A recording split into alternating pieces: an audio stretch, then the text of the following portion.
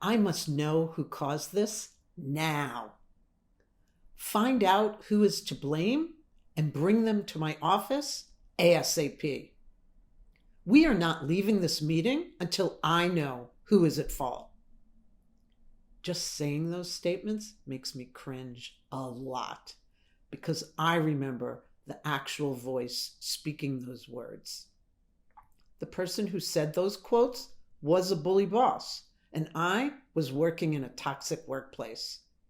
We deserve a workplace where it is safe to make a mistake, safe to speak up, safe to share ideas, safe to ask questions, and safe to say, I don't know.